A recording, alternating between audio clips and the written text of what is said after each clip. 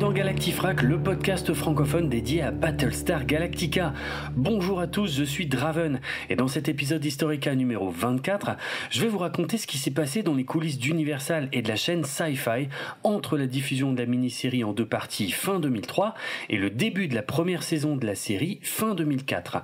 Vous découvrirez probablement que malgré la qualité de la mini-série, le reste de la série est passé à deux doigts de ne jamais voir le jour, car les exécutifs ont été très difficiles à convaincre. Les deux créateurs de la série, Ronald D. Moore et David Icke, ont tout essayé, quitte à prendre des risques avec leur carrière pour parvenir à faire cette série. Allez, je vous raconte ça. Décollage. Pour que la mini-série Battlestar Galactica soit considérée comme un succès, il faut que l'écart entre les audiences de la première partie et de la seconde partie ne soit pas trop important. Les audiences de la première partie sont généralement le reflet du succès de la campagne marketing qui a précédé la diffusion. Mais les audiences de la seconde partie sont davantage liées à la satisfaction ressentie par les téléspectateurs lorsqu'ils ont regardé la première partie de la mini-série. En général, les audiences de la seconde partie sont plus faibles que pour la première et c'est un phénomène normal. Comme je le disais, il faut juste que l'écart entre les deux ne soit pas trop important. La pression sur le projet est énorme, car il a tout de même représenté un budget conséquent pour une chaîne du câble, mais ce qui est en jeu, c'est surtout le fait que la version réimaginée de Battlestar Galactica puisse devenir une série régulière. Revenons un peu dans le temps, avant la première diffusion de la mini-série à la télé américaine. Une projection test est organisée à Houston, au Texas, devant un panel représentatif. Dans le commentaire audio de la mini-série, Ron Moore dit qu'il y a eu deux tests, un à Dallas et un à Chicago. Donc les sources varient un peu sur ce sujet. Bref, Ronald D. Moore est persuadé que le public va adorer son approche qui casse les règles du genre, mais son comparse David Icke est moins confiant dans la réaction du public test. Et le résultat est catastrophique, car le panel a détesté ce qu'il a vu. La société qui organise la projection test n'a jamais eu de retour aussi mauvais sur un programme. La conclusion qui figure dans le rapport de ce test est que la chaîne n'a aucune raison de commander une série régulière après la mini-série. La seule chose que le public test semble avoir apprécié, c'est Edward James Olmos dans le rôle d'Adama, et même sur ce point, la note n'est pas très haute. Ils ont détesté tout le reste.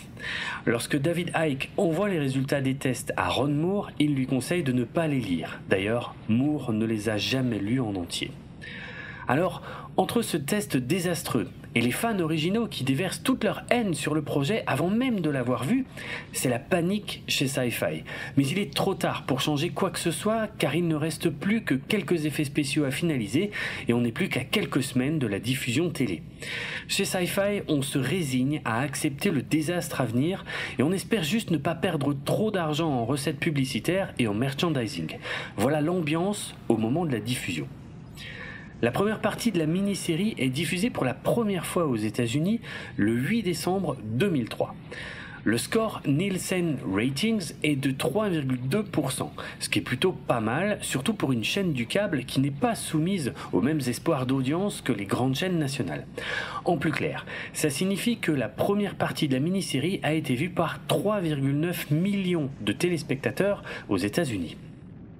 Avec 3,9 millions, on est très très loin des 65 millions de téléspectateurs du téléfilm pilote de 1978.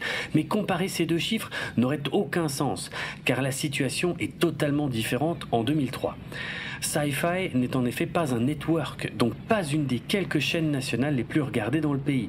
Et avec le développement des chaînes du câble comme Sci-Fi dans les années 80 et 90, les audiences nationales sont nettement plus dispersées que 25 ans auparavant. Reste donc à voir quelles seront les audiences de la seconde partie qui est diffusée aux États-Unis le lendemain, donc le 9 décembre 2003. Si les spectateurs ont aimé ce qu'ils ont vu, la chute d'audience sera faible. Et si les spectateurs ont détesté, la chute sera très importante. Il faut juste que la part d'audience initiale de 3,2% ne passe pas sous la barre des 2,8%, sinon c'est cuit pour la suite de la série. À la surprise générale, les audiences de la seconde partie sont plus importantes que pour la première partie. C'est du jamais vu, à tel point que personne n'a le souvenir que ce soit déjà arrivé pour un programme en deux parties. Le score Nielsen Ratings de la seconde soirée est 3,8%, soit 0,6 de plus, ce qui signifie que les audiences sont montées de 3,9 à 4,5 millions de téléspectateurs, soit 600 000 téléspectateurs de plus que la veille. Cela signifie que non seulement le public a aimé ce qu'il a vu, mais qu'en plus il a recommandé le programme à son entourage via un bouche à oreille très positif. Je rappelle qu'il n'y a pas encore de réseaux sociaux à cette époque et qu'avec seulement 24 heures d'écart entre les deux parties, il est difficile d'imaginer un autre levier que le bouche à oreille pour augmenter les audiences à ce point. C'est une belle victoire pour la mini-série, mais malheureusement, les audiences sont tout de même trop limitées pour justifier une suite. Même s'il s'agit de la 3e meilleure audience de l'histoire de la chaîne Sci-Fi, les chiffres sont corrects, mais sans plus. Tout comme les critiques qui vont de très mauvaises à très bonnes, mais avec une majorité de juste bien. La critique du site Variety, datée du 4 décembre 2003, soit 4 jours avant la diffusion de la mini-série, déclare que malgré quelques lenteurs durant les épisodes, la dernière heure contient un fort sentiment de tension qui établit clairement le potentiel que pourrait avoir une série pour la suite, car il serait peu satisfaisant que le voyage s'arrête là. La critique du New York Times, datée du 8 décembre 2003, déclare de son côté que même si ce projet exploite un peu abusivement le nom de Battlestar Galactica, il est tout de même difficile de ne pas apprécier de voir là où vont ces hommes et ces femmes de l'espace. Quant à la critique de TV Guide, elle souligne avoir apprécié le ton sombre et apocalyptique des 2 épisodes et se déclare prête à voir la suite si cela pouvait se transformer en série régulière. Quoi qu'il en soit, le souvenir amer de la projection test est toujours dans les têtes chez Sci-Fi. Et ne parlons pas des fans originaux qui postent des critiques assassines sur Internet, parfois même sans avoir vu la mini-série, car ils sont toujours en colère de ne pas avoir eu droit à la suite de la série originale. Je vous racontais ça dans notre épisode Hysterica numéro 20.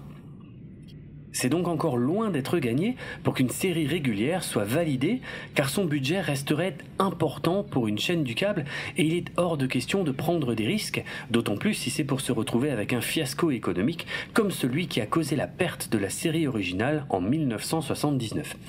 Vous l'avez compris, le problème numéro 1 dans cette histoire, c'est encore et toujours l'argent. Mais revenons une nouvelle fois en arrière, un peu avant la diffusion de la mini-série pour bien comprendre ce qui s'est passé.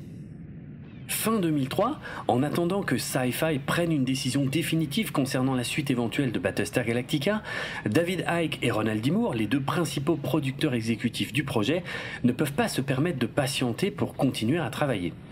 Ronald D. Moore n'a pas eu une bonne expérience de travail en tant que showrunner sur la première saison de La Caravane de l'étrange pour HBO.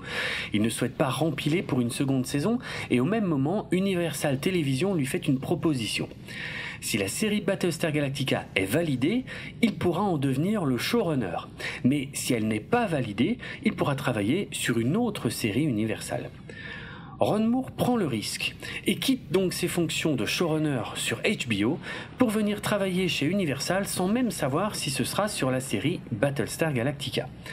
Pour patienter, Moore travaille sur quelques scripts d'un remake américain de la série policière britannique Touching Evil, La part du diable en VF, qui a connu 3 saisons outre-Manche entre 1997 et 1999. Le remake américain de Touching Evil finira par sortir début 2004, mais il ne connaîtra qu'une seule saison, dont l'épisode numéro 3 a effectivement été écrit par Ronald D. Moore. Ce remake a été renommé Les Forces du Mal en version française. Pendant ce temps-là, on est encore un peu avant la diffusion de la mini-série Battlestar Galactica. David Icke ne travaille plus sur une série spécifique. Il est légèrement monté en grade car il est devenu vice-président senior de la division des chaînes câblées d'Universal Television. Il supervise tout de même les dernières finitions de la mini-série pendant ses soirées et ses week-ends. Mais son nouveau poste lui permet d'être en contact avec des personnes plus influentes au sein d'Universal, notamment le genre de personnes qui pourraient aider à valider la série régulière Battlestar Galactica.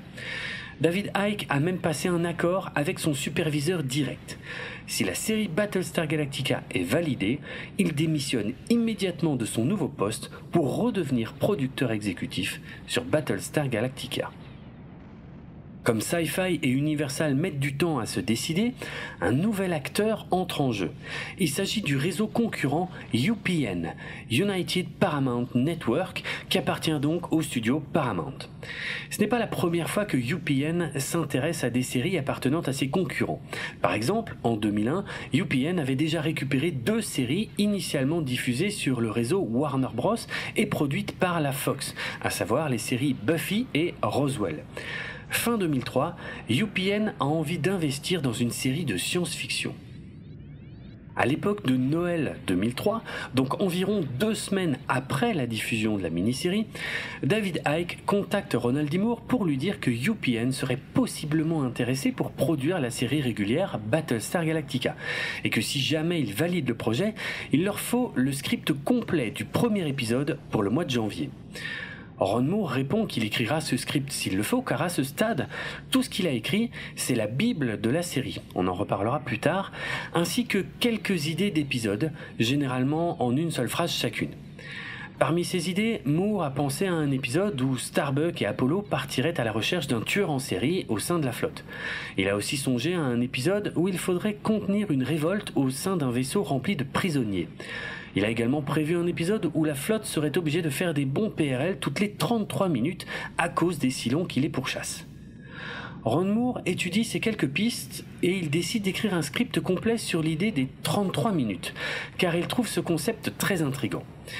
Pour la première fois de sa vie, il écrit un script d'épisode complet en partant d'une page blanche, sans brouillon, sans structure établie à l'avance, sans l'approbation de qui que ce soit.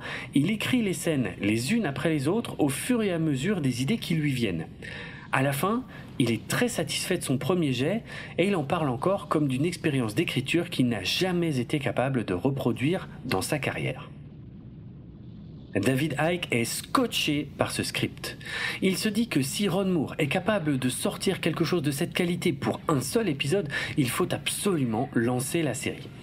Même chez Sci-Fi, on commence à penser que ce serait dommage de laisser partir un script de cette qualité chez UPN. Mais à cette époque, David Icke n'est pas le décideur. Il doit toujours rendre des comptes à David Kissinger, qui est responsable des networks, et surtout à Michael Jackson. Alors non, pas le chanteur. Michael Jackson, c'est un haut responsable de la télévision d'origine anglaise et il est l'une des rares personnes à avoir été à la tête à la fois de la BBC One puis de la BBC Two au Royaume-Uni pendant les années 90. Entre 2002 et 2004, Michael Jackson est le président d'Universal Television aux États-Unis et David Icke est régulièrement en contact avec lui. Lorsque Michael Jackson doit décider si une série régulière Battlestar Galactica pourrait voir le jour, il regarde les audiences de la mini-série et il refuse. David Kissinger apporte quelques précisions à David Icke. La série a l'air de coûter trop cher et c'est pourquoi il faut abandonner cette idée. Puis Kissinger finit par proposer une alternative à David Icke. S'il consent à recaster tous les personnages avec des interprètes qui coûtent moins cher, alors la série pourrait peut-être se faire. Ronald D. Moore est horrifié qu'on puisse envisager de changer les actrices et les acteurs qu'il trouve parfaits dans la mini-série.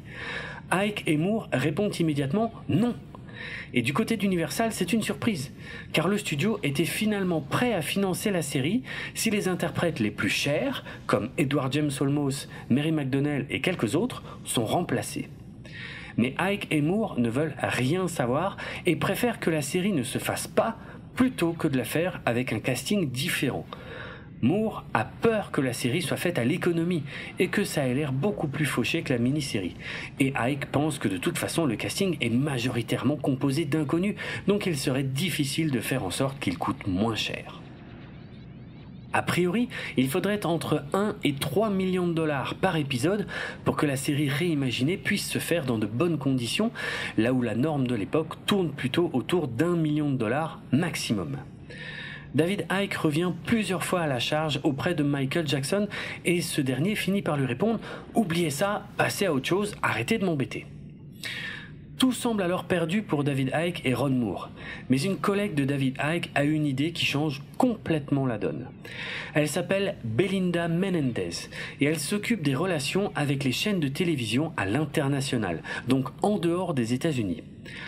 Elle propose de faire financer une partie de la série, à savoir 400 000 $ par épisode, par la chaîne de télévision britannique privée Sky TV, qui a autrefois appartenu au groupe Vivendi Universal, à condition que ceci ait l'exclusivité de la première diffusion de chaque épisode avant les États-Unis.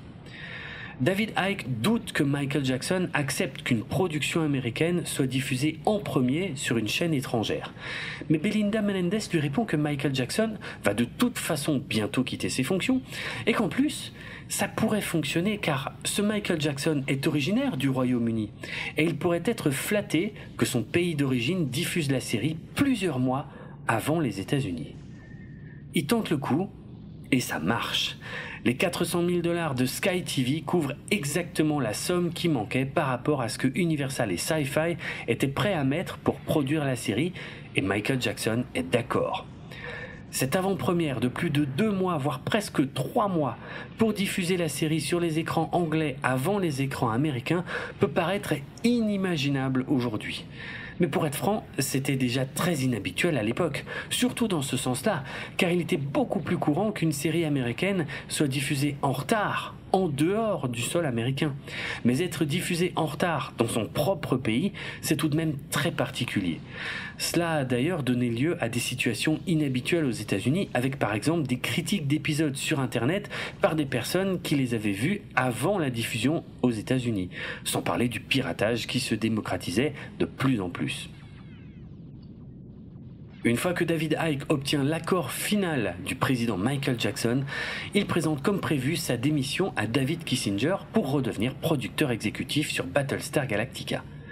Kissinger n'en revient pas que Icke renonce à un meilleur salaire ainsi qu'à de nombreux avantages liés à sa position dans le studio pour redevenir producteur sur 13 épisodes d'une série, car seule la saison 1 est validée à ce moment-là. Mais Icke n'en démord pas et il veut donner sa chance à la série depuis qu'il a lu le premier script de Ronald D. Moore. La série régulière Battlestar Galactica est officiellement annoncée le 10 février 2004. Comme Ronald D. Moore a déjà écrit la Bible de la série fin 2003, la pré-production débute rapidement et les tournages de la saison 1 commencent le 19 avril 2004 pour une durée de 5 mois. Comme je l'ai déjà mentionné dans l'épisode Historica numéro 18 consacré à l'équipe technique de la mini-série, la production passe des studios Lionsgate de Vancouver aux Vancouver Film Studios dans les bâtiments G, H et I pour être précis. Les décors, qui heureusement avaient été stockés au lieu d'être détruits en attendant la confirmation d'une série, sont remontés avec une disposition différente, ce qui fait que le long corridor qu'on voit au début de la mini-série n'aboutit plus dans le CIC, c'est-à-dire la passerelle du Galactica. Le décor du CIC sera d'ailleurs modifié dans le courant de la saison 1 pour gagner un niveau supérieur supplémentaire, mais on en reparlera certainement dans le futur. Les équipes de décorateurs de Richard Houdolin ont mis 3 à 4 mois pour remonter tous les décors. Les tournages en pellicule sont abandonnés pour passer à la vidéo numérique en haute définition avec le nouveau directeur de la photo Steven McNutt qui maîtrise bien cette nouvelle technologie, ce qui était rare à l'époque. Par contre, vu que la lumière est captée différemment par les caméras analogiques et les caméras numériques, les décorateurs ont dû assombrir les écrans des moniteurs en y ajoutant une couche de cire, car sinon, d'après les mots du chef décorateur Richard Houdolin, le CIC ressemblait à un jukebox. Le département des costumes change également de direction puisque c'est désormais Glenn Campbell qui devient costumière en chef. Côté musique, Richard Gibbs ne souhaite pas s'investir dans une série télé car il préfère continuer à travailler pour le cinéma.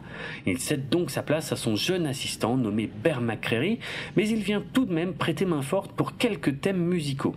On reviendra plus en détail sur la musique de la saison 1 de Battlestar Galactica dans un futur épisode dédié. Contrairement aux autres séries de l'époque, où les réalisateurs et réalisatrices sont assez peu en contact avec les équipes d'effets spéciaux, pour Battlestar Galactica, il y a de vrais échanges entre les deux, avec des réunions régulières. Comme je l'ai déjà dit également, Edward James Olmos, l'interprète d'Adama, a une clause dans son contrat qui garantit que tant qu'il sera dans la série, il n'y aura pas d'extraterrestres. Voici comment il le disait avec ses propres mots. Ouvrez les guillemets. Si jamais je vois une créature à 3 yeux ou 4 yeux qui vient vers moi, ce sera terminé pour Adama. Je vais tomber dans les pommes et il mourra d'une crise cardiaque. Le seul moyen pour que je sois impliqué là-dedans, c'est qu'on marche vers le monde qui a été ouvert par Blade Runner et qu'on continue à évoluer dans cet espace, fermez les guillemets. Je rappelle qu'Olmos avait également joué dans le film Blade Runner. Ronald D. Moore devient le showrunner de la série, mais il doit également trouver une nouvelle façon de fonctionner avec David Icke, l'autre principale tête pensante du projet. Pour la mini-série, Moore s'était surtout occupé de l'écriture, et Icke s'était chargé de tout le reste en l'absence de Moore. Pour la série régulière, les deux hommes admettent avoir eu quelques prises de bec concernant leurs différentes visions du projet, et ils ont même parfois donné des instructions contradictoires aux équipes de tournage. Mais d'une manière générale, Moore s'est surtout concentré sur l'écriture, en étant très présent lors des réunions des scénaristes, tandis que Icke était davantage sur le terrain, à Vancouver, pour superviser la production. Bien qu'ils aient collaboré sur la mini-série de 2003, ils n'avaient jamais vraiment travaillé ensemble, en même temps en tout cas, et il leur a fallu un peu de temps pour trouver le bon équilibre.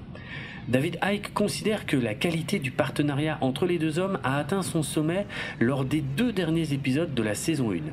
Ronald D. Moore va dans le même sens, en indiquant qu'à la fin de la saison 1, les deux hommes étaient davantage unis dans leur vision de la série, surtout lorsqu'il s'agissait de la défendre auprès des décideurs de la chaîne. Quelques années plus tard, pendant la saison 4, David Icke a admis avoir validé des idées de Moore avec lesquelles il n'était pas forcément d'accord. Mais il considérait qu'à ce stade, la vision de Moore pour la dernière saison était bien plus importante que la sienne, et c'est pourquoi il validait ses idées sans faire de difficultés. Avec les années, il est souvent arrivé que seul le nom de Ronald D. Moore soit associé au succès de la série, en oubliant totalement que David Icke était tout aussi important dans la balance. David Icke avoue avoir parfois été gêné par des couvertures de magazines ou des articles qui disaient que c'était la série de Ronald D. Moore, sans citer son nom à lui. Ron Moore lui-même était très embêté par ça, et il lui est arrivé de signaler aux journalistes qu'il était injuste de ne pas citer davantage David Icke, car ce dernier avait autant d'importance que Moore dans le succès de la série. David Icke a déclaré que l'embarras fréquent de Ronald D. Moore fait partie de ce qui l'a aidé à avaler cette pilule, car il est de toute façon difficile d'influencer la façon dont les journalistes préfèrent traiter un sujet. La plus grande mission de Icke et Moore durant la production de la série était de convaincre tout le monde que ce qu'ils faisaient était plus proche d'une série dramatique centrée sur ses personnages, comme Les Sopranos, qui cartonnaient à cette époque, que d'un space opéra aux costumes et au maquillage extravagants, comme Farscape qui venait de se terminer sur la chaîne Sci-Fi. D'ailleurs, le fait que Battlestar Galactica soit diffusé sur une chaîne du câble spécialisée en science-fiction comme Sci-Fi leur a parfois mis des bâtons dans les roues, mais avec le temps, la qualité de la série a fini par démontrer les ambitions de ses créateurs, et notamment le fait que Ron Moore tenait absolument à pouvoir développer des arcs scénaristiques sur plusieurs épisodes, ce qui n'était pas du tout la norme sur le câble à l'époque. D'ailleurs, on considère parfois que la série Les Sopranos a été une des premières à ouvrir cette voie. Aujourd'hui, avec le streaming ou le binge-watching, les décideurs sont à l'aise avec les séries feuilletonnantes. Mais au début des années 2000, les chaînes avaient encore très peur que les spectateurs arrêtent de regarder une série si jamais ils rataient un épisode et qu'ils ne comprenaient plus rien à la suite. Il y avait aussi le phénomène des rediffusions en syndication au rythme quotidien sur de plus petites chaînes de télé. Et ces chaînes-là appréciaient de pouvoir modifier l'ordre de diffusion des épisodes sans que cela n'ait d'impact sur la compréhension globale de l'histoire. Tout cela avait une forte influence sur l'écriture des séries, et les producteurs de Battlestar Galactica ont dû se battre contre ça. Voilà comment Ronald D. Moore a vendu son concept de série feuilletonnante aux décideurs. Chaque épisode contient une histoire de niveau A, avec un début, un milieu et une fin. Mais il y a également une histoire de niveau B entre les personnages. Et celle-ci peut s'étaler sur 2, 3 ou 4 épisodes. Et il y a également une histoire de niveau C qui s'étale sur toute la saison. Cette période du début des années 2000 a marqué un vrai changement d'époque à la télévision américaine.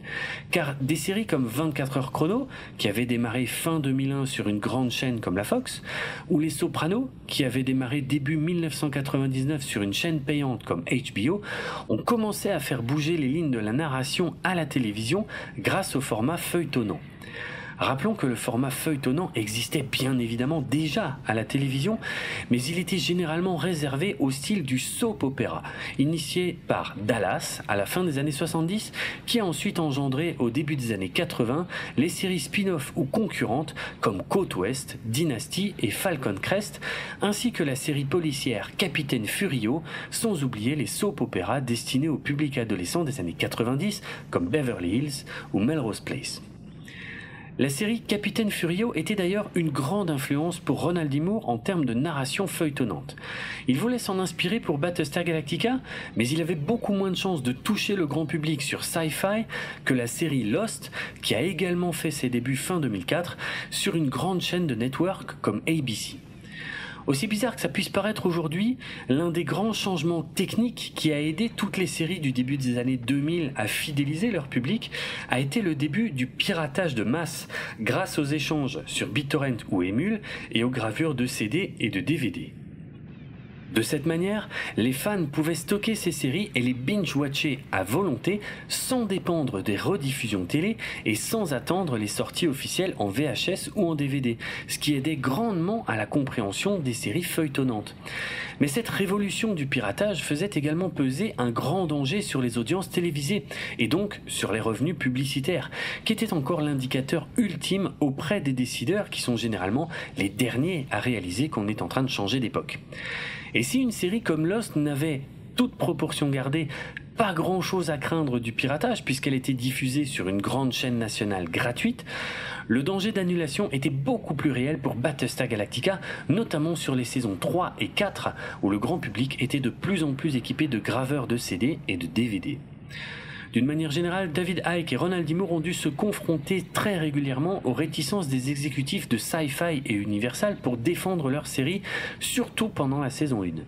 Ce n'est qu'une fois que Battlestar Galactica a commencé à remporter des récompenses et à faire la une des magazines que les décideurs ont commencé à se détendre, et surtout à se rendre compte de la qualité de la série qu'ils ne voyaient jusque-là que comme un petit projet bien trop sombre et bien trop cher pour une simple série de science-fiction. Ce qu'il faut retenir de tout ça, c'est que l'ambiance n'a pas toujours été très sereine dans les coulisses de la production de la saison 1 et que Icke et Moore ont dû autant se battre pour convaincre les décideurs que pour convaincre le public. Cela avait débuté dès la mini-série, lorsque les responsables de Sci-Fi avaient été horrifiés de la violence du combat entre Leoben et Adama, et qu'ils avaient ordonné un nouveau jour de tournage pour adoucir la scène. Le réalisateur Michael Reimer était furieux envers Mark Stern, le responsable du contenu original de Sci-Fi, qui avait ordonné ce nouveau tournage, et il avait déclaré qu'il ne tournait aucune nouvelle scène si Stern ne venait pas lui-même dire ce qu'il voulait sur le tournage. Icke et Moore ont dû également convaincre Edward James Olmos, l'interprète d'Adama, d'accepter de tourner de nouvelles scènes. Et Mark Stern a pris un avion de Los Angeles à Vancouver pour superviser ce tournage plutôt tendu un samedi, ce qui était normalement le jour de repos de tout le monde, mais qui était le seul créneau disponible. Au final, seule une petite séquence a été ajoutée quand Adama met la tête de Leoben dans un jet de vapeur, et le reste de la scène est globalement resté comme il l'était au départ. Voilà le type de problème que Icke et Moore ont parfois dû gérer pendant la série. Et comme le confie Moore, c'était parfois ridicule, au point que la chaîne lui demandait simplement de réduire le nombre de victimes d'un accident ou d'une catastrophe, comme si cela rendait la série moins sombre. Mais dès la mini-série également, Battlestar Galactica a heureusement été nommée pour plusieurs cérémonies de récompense aux États-Unis. Elle a été nommée dans 3 catégories pour les Second Visual Effects Society Awards, qui récompensaient les meilleurs effets spéciaux au cinéma et à la télévision de 2003, à savoir la catégorie des meilleures maquettes et miniatures, la catégorie des meilleurs compositing, c'est-à-dire le fait de mélanger les prises de vue réelles sur fond vert avec des images de synthèse, et elle a remporté la catégorie des meilleurs effets visuels dans un téléfilm ou une mini-série. Battlestar Galactica était également nommé dans 2 catégories aux 30e Saturn Awards qui récompensaient les meilleures productions du cinéma et de la télé sorties en 2003 dans les domaines de la science-fiction, de l'horreur ou de la fantasy. Katie Sackhoff était nommée dans la catégorie meilleure actrice dans un second rôle à la télévision et la mini-série a remporté la catégorie de la meilleure présentation pour la télévision. Enfin, la mini-série en 2 parties n'a remporté aucun prix lors de la 56e cérémonie des Emmy Awards qui récompense les meilleures productions télévisées. Mais la première partie était tout de même nommée dans les catégories meilleur montage en caméra unique pour une mini-série et meilleurs effets visuels pour une mini-série, tandis que la seconde partie était nommée dans la catégorie meilleur montage sonore pour une mini-série. Voilà, tout ça vous donne une idée globale de ce qui peut se passer dans les coulisses d'une production, surtout lorsque le studio et le diffuseur n'ont pas conscience de ce qu'ils ont entre les mains. Donc je tenais encore une fois à souligner dans cet épisode le courage de David Icke et Ronald D. Moore qui ont dû se battre sur tous les fronts pour défendre leur série et même pour qu'elle se fasse tout court, surtout au début. On verra dans les prochains épisodes d'Analytica que certains passages de la série ont encore provoqué quelques crispations, comme par exemple la fin du tout premier épisode. Et dans les prochains épisodes Historica, on se penchera ensemble sur un document très important que j'ai déjà mentionné ici, la Bible de la série. Elle a été rédigée par Ronald D. Moore avant la validation de la série et elle contient de nombreux éléments inédits pour le grand public qui permettent de mieux appréhender l'univers de Battlestar Galactica et ses personnages. Je vous en proposerai une traduction intégrale dans les prochains Historica. Et si vous voulez mettre des visages sur certains noms mentionnés dans cet épisode, il existe un documentaire promotionnel de la saison 1 de Battlestar Galactica qui se trouve, dans mon coffret en tout cas, dans les bonus du dernier disque de la saison 1 avec des sous-titres en français et qui s'appelle Battlestar Galactica de la mini-série à la série. Il dure 1 heure et il est également disponible sur YouTube mais sans sous-titres. Le podcast Galactifrac fait partie du label Podchose et il est disponible sur PodCloud ainsi que sur Apple Podcast, Spotify, Deezer, Amazon et de nombreuses applications iOS et Android, sans oublier YouTube. Retrouvez les notes de l'émission sur galactifrac.lepodcast.fr et suivez-nous sur Twitter, Facebook et Instagram pour du contenu supplémentaire en lien avec cet épisode. Vous pouvez également venir discuter avec d'autres auditeurs et moi-même sur le serveur Discord de l'émission. Si vous voulez me retrouver sur Twitter, vous pouvez me suivre sur le compte @dravenardrock, ça s'écrit DRAVENARDROK. N'oubliez pas que si vous avez apprécié cet épisode, le meilleur moyen de le montrer et de nous récompenser est de le partager au plus grand nombre via les réseaux sociaux. Une dernière chose, le week-end de Pâques 2022 aura lieu à Rennes, le festival gratuit Podren. Donc si vous voulez nous rencontrer, Karine et moi-même, pour discuter de Battlestar Galactica ou de n'importe quoi d'autre, eh bien venez à Podren pendant le week-end de Pâques 2022. À bientôt.